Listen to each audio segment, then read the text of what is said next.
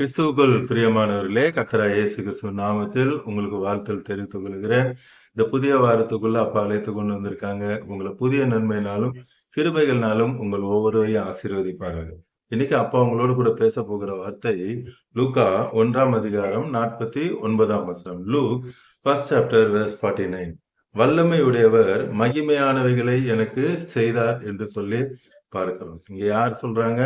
மரியாள். இந்த உலக பிரகாரமாக ஏசப்பாவுடைய தாயாராக இருந்த மரியாள் சொல்றாங்க, வல்லமை உடையவர் மகிமையானவைகளை எனக்கு செய்தார்.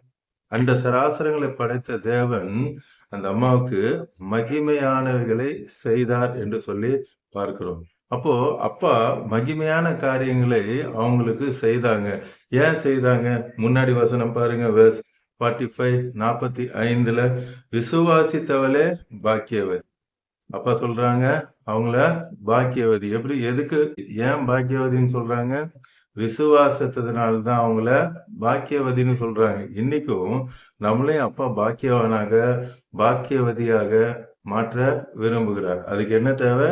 விசுவாசம் தேவை. விசுவாசித்தவளே பாக்கியவதி, கர்த்தராலே அவளுக்கு சொல்லப்பட்டவைகள் நிறைவேறும். அப்பா என்ன வாக்குத்தத்தம் கொடுத்தாங்களோ அந்த வாக்குத்தத்தம் நிறைவேறும். என்ன சொன்னாங்களோ அது அப்படியே நிறைவேறும். அதே போலதான் உங்களுக்கும் அப்பா என்ன வாக்குத்தத்தம் கொடுத்தாங்களோ அந்த வாக்குத்தத்தம் நிச்சயமா உங்க வாழ்க்கையில நிறைவேறும். அதுல 48 verse 48 பாருங்க. அவர் தம்முடைய அடிமையின் தாழ்மையை நோக்கி பார்த்தார். இதோ இது முதல் எல்லா சந்ததிகளும் என்னை பாக்கியவதி என்பார்கள். அவங்க விசுவாசமா அறிக்கை செய்யறாங்க. இது முதல் எல்லாரும் என்னன்னு சொல்ல போறாங்க? பாக்கியவதி என்று சொல்ல போறாங்க. அந்த விசுவாசம் நம்பர் 1 என்ன தேவை? விசுவாசம்.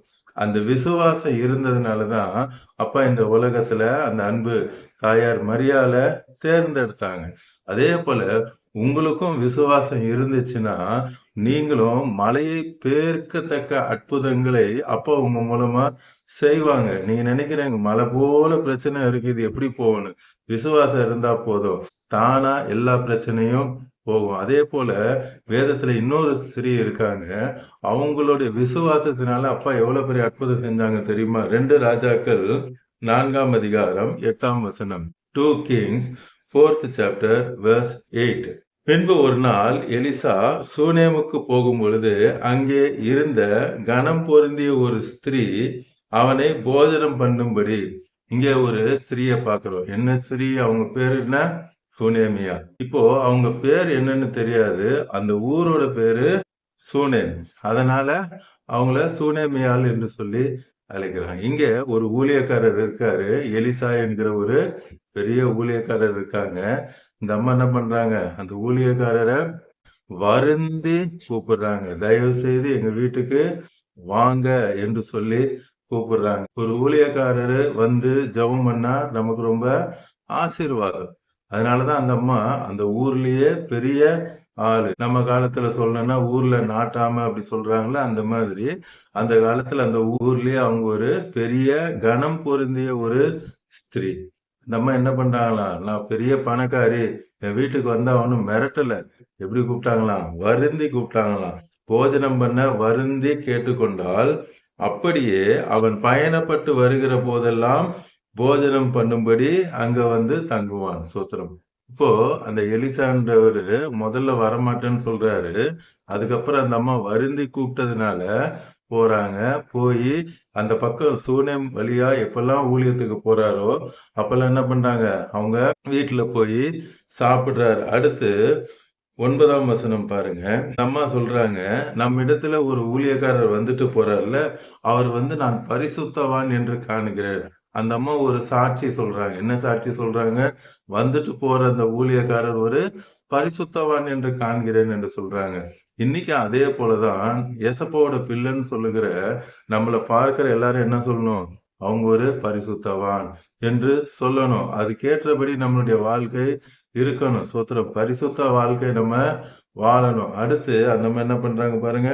நாம் மெத்தையின் மேல் 10ஆம் வசனம் வெஸ்டர்ன், நாம் மெத்தையின் மேல் ஒரு அறை வீட்டை கட்டி அதில் அவருக்கு ஒரு கட்டிலையும் மேஜையும் நாற்காலியையும் குத்து விளக்க வைப்போம். அவர் நம்மிடத்தில் வரும் பொழுதெல்லாம் அங்க தங்கலான்னு சொல்றாங்க. பாருங்க ஒரு ஊழியக்காரருக்கு அவங்க வீட்ல வந்து ஜெபம் பண்றாங்கன்னோனே, என்ன பண்றாங்க அந்த அம்மா, கனம் பொருந்திய ஸ்திரீ, அந்த பணக்கார ஸ்திரீ என்ன பண்றாங்க, அந்த ஊழியக்காரருக்கு என்ன தேவை என்பத பார்க்கிறாங்க. அந்த அம்மாவுடைய எண்ணத்த பாருங்க. அந்த ஊழியக்காரருக்கு என்னதையாவது செய்யணுமே என்று சொல்லி, வந்து நமக்காக வந்து விண்ணப்பம் பண்றாரே என்று சொல்லி என்ன பண்றாங்க, அந்த ஊழியக்காரர கனம் பண்ணணும்னு, அந்த வீட்லயே ஒரு மேல் வீட்ல ஒரு இந்த காலத்துல நம்ம சொல்றோம்னா என்ன சொல்லுவோம்? தளம் போடுறது. எவ்வளோ செலவாகும்? அவங்க அத பத்திலாம் கவலையே படல. அவர் எப்பயாவது தான் வருவாரு. இந்த ஊர் வழியா போகும்போது தான் வருவாரு. அவர் வருகும்போது தங்குறதற்காக ஒரு ஊழியக்காரனுடைய சுகத்தை அந்த அம்மா என்ன பண்றாங்க? விரும்புறாங்க. அடுத்து 11, 12 வசனத்துல பாருங்க. அவர் அந்த வீட்ல தான் தங்குவாரு. அந்த ஊர் பக்கமா போகும்பொழுது அங்க தான் தங்குவாரு. அப்போ ஒரு நாள் அவரு 12ஆம் வசனம் பாருங்க வெர்ஸ் 12 தன் வேலைக்காரனாகிய கேயாசியை நோக்கி இந்த சுனேமியாளை அழைத்து கொண்டு வா என்றான். அந்த அம்மா வந்து நிக்கிறாங்க. 13ஆம் வசனம் அவன் கேயாசியை பார்த்து சொல்றாரு, இந்த அம்மா இவ்வளோ செய்றாங்களே, இந்த அம்மாவுக்கு நான் எதையாவது செய்யணும்னு சொல்லி அந்த ஊழியக்காரர் நினைக்கிறார். அல்லேலூயா ஸ்தோத்திரம். அந்த அம்மா பண்ற கனத்தை பார்த்து அந்த ஊழியக்காரரு அவரால சும்மா இருக்க முடியல. இவங்களுக்கு நம்ம என்னத்தையாவது செய்யணுமே அப்படின்னு சொல்லி கேட்கறாங்க. இதே நம்மளா இருந்தா என்ன பண்ணுவோம்? ஐயா எனக்கு இந்த ஜெப குறிப்பு இருக்கு, அந்த ஜெப குறிப்பு இருக்குன்னு சொல்லுவோம். ஆனா அந்த அம்மா என்ன சொல்றாங்க பாருங்க, என் ஜனத்தின் நடுவே நான் சுகமா குடியிருக்கிறேன் என்று சொல்லி சொல்றாங்க. அந்த அம்மாவுடைய விசுவாசத்தை பாருங்க. இன்னைக்கு நம்மள யாராவது கேட்டா, ஆமா நான் எங்க நல்லா இருக்கேன். ஒரே பிரச்சனை தான், ஒரே போராட்டம் தான், அதே ஒரே வேதனை தான். இப்படிதான் நம்ம சொல்றோம். ஆனா அந்த அம்மா என்ன சொல்றாங்க? நான் சுகமா குடியிருக்கிறேன்.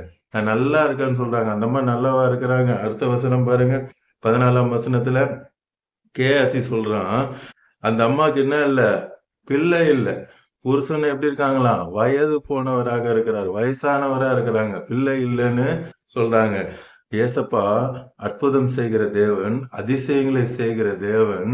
அந்த ஊழியக்காரரு ஒரு கர்த்தருடைய ஊழியக்காரரு ஒரு வீட்டுக்கு வந்து தங்கும் பொழுது, அவங்களுக்கு என்ன தேவை என்பதை என்ன பண்றாங்க? கேட்டு அறிந்து கொள்றார். ஒரு மனிதனாகிய ஊழியக்காரரே அப்படி நினைக்கும் பொழுது, அண்ட சராசரங்களை படைத்த சர்வ வல்லமுள்ள தேவனாகிய நம்ம அப்பா, உங்க வீட்ல, உங்க இருதயத்துல தான் தங்கி இருக்கிறாங்க. அவருக்கு உங்களுக்கு என்ன தேவை என்பதை அவர் அறிந்திருக்கிறார். உங்களுக்கு என்ன வேணும்னு அவருக்கு தெரியும். அவர் அதனால தான் இந்த ஊழியக்காரர் கேட்டது போல உங்கள கேட்கிறாங்க. ஆனா நம்ம என்ன பண்றோம்? மௌனமா இருக்கோம். வாயை திறந்து சொல்லணும். என்ன வேண்டும் என்பதை வாயை திறந்து சொல்லணும். இங்க கேயாசி சொல்றாரு, அவள் புருஷனு வயது சென்றவளா இருக்கிறான். அப்பொழுது அவன் அவளை கூப்பிடு என்றான். அவளை கூப்பிட்ட போது அவள் வந்து வாசப்படியில திருப்பி வந்து என்ன பண்ணாங்க? நிக்கிறாங்க. அந்த அம்மா அந்த ஊர்லயே பெரிய கனம் பொருந்திய ஸ்திரீ. ஏற்கனவே சொன்னது போல அந்த ஊர்ல ஒரு பெரிய நாட்டாம குடும்பத்துல இருக்கலாம். அவங்கள பார்த்தா ஊரே எழுந்து நிக்கும். அவ்வளோ மரியாதை அந்த அம்மாக்கு இருக்கும். அந்த அம்மா வீடு தான் அது. அந்த அம்மா வீட்ல தான் மேல் வீட்டு அறையில ஒரு அறைய பண்ணி குடுத்துருக்குறாங்க. இந்த அம்மா நினைச்சிருந்தா கால் மேல கால் போட்டு உட்காரலாம். ஆனா என்ன பண்றாங்க? முதல் வாட்டி கூப்பிடும்போதும் வாசல் அருகில வந்து நின்றாங்க. இங்கேயும் என்ன பண்றாங்க? வந்து நிக்கிறாங்க. ஒரு ஊழியக்காரருக்கு குடுக்க வேண்டிய அந்த கனத்த குடுக்குறாங்க. ஏன்னா, அந்த ஊழியக்காரர் இல்ல, கர்த்தருடைய வேலைக்காரர். அண்ட சராசரங்கள் படைத்த தேவனோடு கூட பேசுகிற ஒரு மனிதன். அந்த அளவுக்கு கடவுள் மேல அவங்களுக்கு ஏசப்பா மேல ஒரு அன்பு. அடுத்து பாத்தீங்கன்னா, அடுத்து அந்த ஊழியக்காரர் சொல்றாரு, அடுத்த உட்பவ கட்ட காலத்துல உனக்கு ஒரு குழந்தைன்னு சொல்லல, குமாரன் பிறப்பான். இன்னைக்கும் அப்பா சொல்றாங்க, அநேகர் குழந்தை இல்லாம பார்த்து கொண்டு இருக்கிறீங்க. அந்த ஐயாவுக்கு வயசாகி போச்சு. இனிமேல் குழந்தை பிறக்காது. ஆனா, அந்த ஊழியக்காரர் சொல்றாரு, உனக்கு அடுத்த வருஷத்துக்குள்ள குழந்தை பிறக்கும். அதுவும் கரெக்டா சொல்றாரு பாருங்க. ஒரு ஆண் குழந்தை பிறக்கும். இப்போ இந்த மனுஷன் மூலமாக அப்பா பேசிட்டு இருக்கிறாரு. இந்த ஜோஸ்பால் அல்ல. இந்த ஜோஸ்பால் மூலியமாக யார் பேசுறது? அப்பா பேசிக்கிட்டு இருக்காங்க. இந்த வார்த்தைய நீங்க விசுவாசமா கேட்டீங்கன்னா, இம்மீடியட்டா உங்களுக்கு அற்புதம் நடக்கும். இந்த ஊழியக்காரர் சொன்னாரு. சொன்னது மாத்திரம் இல்ல, 17ஆம் வசனம். அடுத்த வசனம் பாருங்க. அந்த ஸ்திரீ கர்ப்பம் தரித்து எலிசா தன்னோடு சொன்னபடி உட்பவ கட்ட காலத்துல குழந்தை பிறந்துருச்சு. அல்லேலூயா ஸ்தோத்திரம். ஏசப்பா எவ்வளவு பெரிய அற்புதம் செய்தாங்கல்ல. அந்த ஊழியக்காரருக்கு கடவுளுடைய பிள்ளை, கடவுளுடைய வேலைக்காரன் என்று சொல்லி அவங்களுக்கு செய்த அந்த காரியத்தின் நிமித்தம் கர்த்தர் என்ன பண்ணாங்க. அதனாலதான் நம்ம புதிய ஏற்பாடுல பார்க்கிறோம். ஒரு ஊழியக்காரனுக்கு ஒரு கலசம் தண்ணீரை கொடுத்தாலும் அதற்கான பலனை அடையாமற் போகான். ஏசப்பா உங்களுக்கு அந்த அற்புதத்தை செய்வாங்க. உங்களுக்கு என்ன காரியத்தை செய்யணுமோ செய்வாங்க. இப்போ எதுக்கு இந்த அம்மாவை குறித்து நம்ம பார்க்கிறோம் அப்படின்னா, அந்த ஊழியக்காரருக்கு என்ன செய்தாங்கன்னு சொல்லி நம்ம பார்க்கல. இங்க இனிமேல் என்ன செய்ய போறாங்க அதுதான் ரொம்ப முக்கியம். 19ஆம் வசனத்திலிருந்து நீங்க தொடர்ந்து படிச்சு பாருங்க பொறுமையா. அதுல அந்த பையனுக்கு தலைவலின்னு வருது. தலைவலின்னு வந்து தாய் மடியிலேயே மரித்து போகிறான் 20ஆம் வசனத்துல. இது மற்ற யாராவது ஒரு தாயார் என்ன பண்ணிருப்பாங்க, அக்கம் பக்கத்துல எல்லாரையும் கூப்பிட்டு என் பையன் இறந்துட்டான்னு சொல்லி ஊரே என்ன பண்ணிருப்பாங்க, கூட்டியிருப்பாங்க. ஆனா இந்த அம்மா என்ன செய்யறாங்க பாருங்க. அப்பொழுது அவள் ஏறி போய் அவனை தேவனுடைய மனுஷன், அந்த தேவ மனுஷன் இருந்த அந்த ரூம்ல அந்த கட்டில்ல பையனை படுக்க வச்சு ரூமை பூட்டிட்டு அவங்க என்ன பண்றாங்க, அவங்க கணவர்கிட்ட சொல்லி அனுப்பி எனக்கு ஒரு கழுதையையும் ஒரு மனிதனையும் கூட அனுப்பணும், நான் அந்த ஊழியக்காரனை பார்க்க போகணும் அப்படின்னு சொல்லி சொல்றாங்க. அந்த அம்மாக்கு எவ்வளவு விசுவாசம் பாருங்க. இதுக்குதான் சொல்ல வந்தேன். அந்த அம்மாவுக்கு இருக்கிற விசுவாசம் பாருங்க. குழந்தை மரித்தே போச்சு, இனிமேலு அவ்வளவுதான் விடல. ஏசப்பாவால அற்புதம் செய்ய முடியும். ஏசப்பாவால நியமிக்கப்பட்ட அந்த ஊழியக்காரர் வந்தாருன்னா நிச்சயமா அற்புதம் நடக்கும்னு சொல்லி ஒரு விசுவாசம். அப்போ அந்த ஐயா கேக்குறாங்க, இது அமாவாசையும் கிடையாது, ஓய்வு நாளும் கிடையாது. இந்த காலத்துல சொல்லணும்னா முழு இரவு ஜப நாளும் கிடையாது, அமாவாசை ஜபம் கிடையாது, ஒண்ணும் கிடையாது. ஏன் நீ போறேன்னு கேக்குறாங்க. அதுக்கு அந்த அம்மா கணவர்கிட்ட கூட சொல்லலைங்க. பிள்ளை இறந்துடுச்சுன்னு சொல்லி கணவர்கிட்ட கூட சொல்லல. ஏன்னா ஒரு வீட்டுல அந்த அம்மா விசுவாசத்துல இருக்கும் பொழுது கூட இருக்கிறவங்க அந்த விசுவாசத்துல இல்ல அப்படின்னா அங்க அற்புதம் நடக்காது. அந்த அம்மா நினைச்சா குழந்தை செத்ததை சொல்லியிருக்கலாம்ல கணவர்கிட்ட, ஏன் சொல்லல? ஒருத்தருடைய அவிசுவாசம் அந்த குடும்பத்துக்கு வருகிற நன்மையே கெடுத்து போட்டுரும். அதனால என்ன பண்றாங்க, வீட்டுல யாருகிட்டையும் சொல்ல. அந்த காலத்துல கழுதை தான் காரு போன்றது. அந்த மனிதர்கிட்ட சொல்றாங்க 24ஆம் வசனத்துல, நீ நேரா கழுதை என்ன பண்ணுங்க, கர்மேல் பர்வதத்துக்கு ஓட்டுங்க. நேர கர்மேல் பர்வதத்துக்கு போறாங்க. போகும்போது அந்த எலிசா என்ன பண்றாரு, அந்த அம்மா வராங்க, போய் ரிசீவ் பண்ணுன்னு சொல்லி அனுப்புறாங்க. சுனேமியில் வருகிறத பார்த்து 26ஆம் வசனத்துல இவன் போய் நீ சுகமா இருக்கிறாயான்னு சொல்லி கேயாசி கேட்கிறான். அந்த கேயாசிக்கு அந்த அம்மா என்ன பதில் சொல்றாங்கன்னு பாருங்க. 26ஆம் வசனத்துல சுகந்தான் என்று சொல்றாங்க. கேயாசி கிட்டயும் என்ன சொல்ல, என் பிள்ளை செத்து போச்சுன்னு சொல்லல. அந்த அம்மா யாருகிட்டையும் சொல்லங்க. ஏசப்பா அற்புதம் செய்வாங்கன்னு ஒரே விசுவாசம். அதனாலதான் முதல்ல சொன்ன விசுவாசித்தவளே பாக்கியவதி. உங்களுக்கு அந்த விசுவாசம் வேணும். யாருக்கிட்டையும் எந்த மனிதர்கிட்டையும் சொல்லணும்னு அவசியம் கிடையாது. அந்த அம்மாவுக்கு தெரியும் கேயாசி யாரு, ஒரு அசிஸ்டன்ட், அவரால் ஒன்றும் செய்ய முடியாது. கர்த்தரால அப்பாயின் பண்ணப்பட்டது யாரு, எலிசா. அந்த ஊழியக்காரர்கிட்ட சொன்னா ஆண்டவர் நம்ம மகிமைக்குன்னு சொல்றேன். ஒரு நாளைக்கு எவ்வளோ ஜப குறிப்பு வரும். ஒரு ஜப குறிப்பை கூட யாருக்கிட்டையும் நான் ஷேர் பண்ணவே மாட்டேன். எங்க வீட்டுல கூட யாருக்கும் ஷேர் பண்ணவே மாட்டேன். அநேக தெரிஞ்சவங்க சொந்தக்காரங்க யாரு ஜப குறிப்பு சொன்னாலும் அந்த ஜப குறிப்பு யாருக்கிட்டையும் சொல்ல மாட்டேன். ஒன்லி அந்த ஜப குறிப்பு கர்த்தருக்கும் எனக்கும் மாத்திரம்தான். அதே போலதான் அந்த அம்மா நம்பி வராங்க. எலிசா கிட்ட மட்டும்தான் சொல்றாங்க என் பிள்ளை மரித்து போச்சுன்னு சொல்லி. அவர் கேஆசி அனுப்புறாரு. நீங்க தொடர்ந்து படிச்சு பாருங்க, நேரமின்மை. கேஆசி அனுப்புறாரு. அந்த அம்மா சொல்றாங்க, கேஆசி இல்ல, நீங்க தான் வரணும். 30ஆம் வசனம், பிள்ளையின் தாயோ நான் உம்மை விடுகிறதில்லை என்று கர்த்தரின் ஜீவனையும் உம்முடைய ஜீவனையும் கொண்டு சொல்லுகிறேன் என்றால், அப்பொழுது அவன் எழுந்திருந்து அவன் பின்னே போனான். 33ஆம் வசனத்துல கர்த்தரை நோக்கி வேண்டுதல் செய்தான். 35ஆம் வசனத்துல 7 தரம் தும்மி கண்ணை திறந்தால். 36ஆம் வசனத்துல திருப்பி சுனேமியால பாருங்க. அப்பொழுது அவன் கேயாசியை கூப்பிட்டு verse 36 அந்த சுனேமியாலை அழைத்து கொண்டு வா என்றான். அவளை அழைத்து கொண்டு வந்தான். அவளிடத்தில் வந்த போது அவன் உன் குமாரனை எடுத்து கொண்டு போ என்றார்.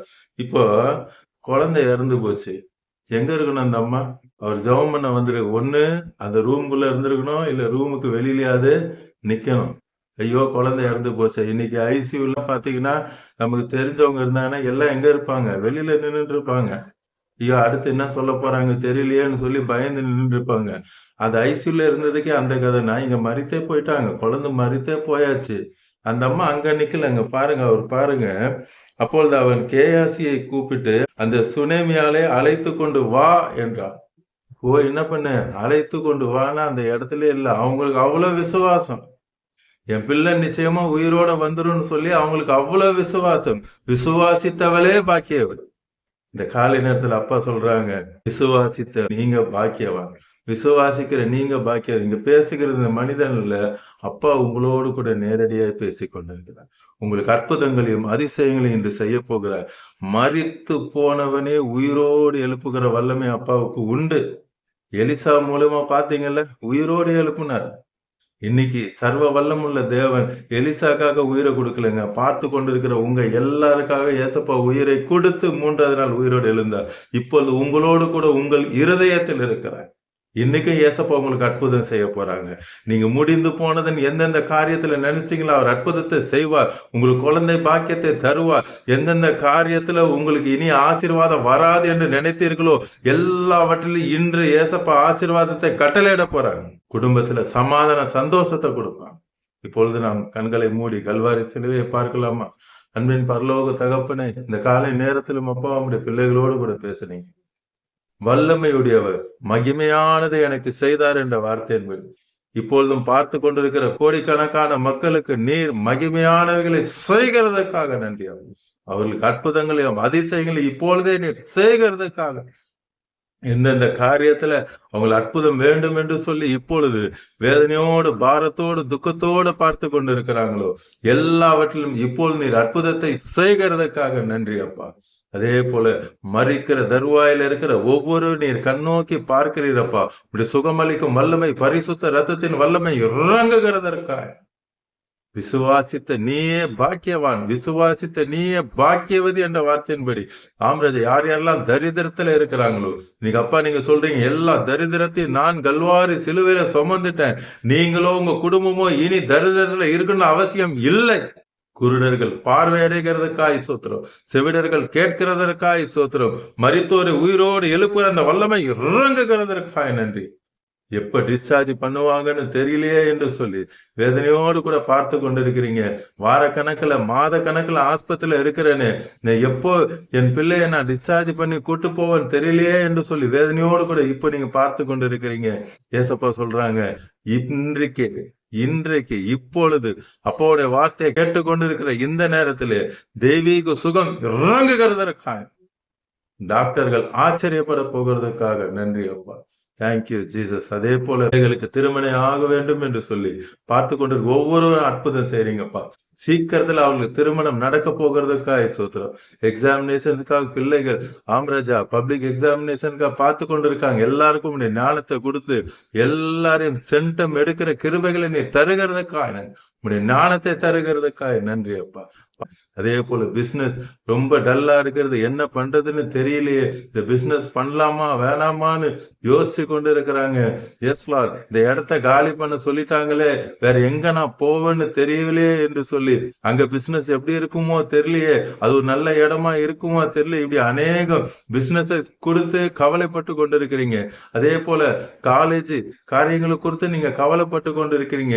உங்க காலேஜ்ல ஏதோ ஒரு காரியம் நடக்கணும்னு சொல்லி பார்த்து கொண்டு இருக்கிறீங்க. கவர்மெண்ட்ல ஏதோ ஒரு காரியம் நடக்கணும்னு பார்த்து கொண்டு இருக்கிறீங்க. இன்னைக்கு ஏசப்பா அந்த அற்புதத்தை செய்யறாங்க. Thank you Jesus.